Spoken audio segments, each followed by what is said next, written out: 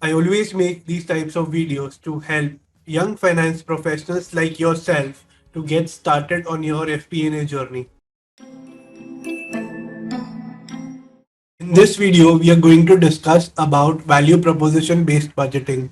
By the end of this video, you should clearly be able to understand the meaning of value proposition based budgeting. We will walk through the thought process behind this budgeting method, and at the end, we will look at advantages and disadvantages of this method. Value proposition budgeting ensures that everything included in the budget delivers value for the business. Often, questions asked during preparing the budget are: why is this amount included in the budget? Does it create value for the stakeholders? Would the potential value created by this activity will this outweigh its cost? And if answers to any of these questions is no, then you should be able to justify why this amount is included in the budget.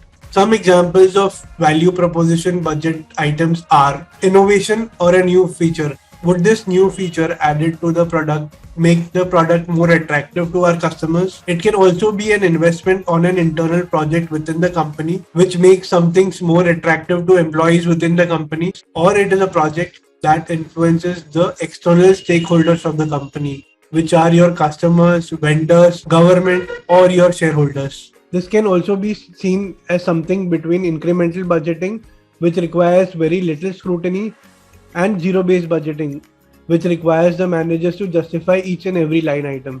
And unlike activity-based budgeting, value proposition-based budgeting requires justification against the value they create versus a direct link to your strategic goal. Value proposition budget has both advantages and disadvantages. The most important advantage of value proposition-based budgeting is that it helps the leaders identify the activities that create value versus the activities that create very little value.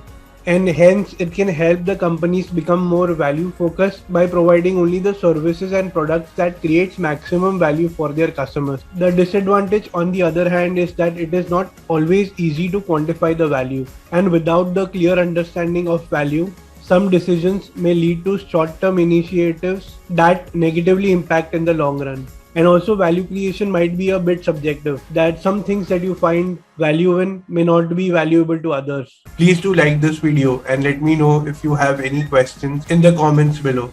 If you are looking to start your career into FP&A, then be sure to subscribe this channel and keep tuning in for more videos like these.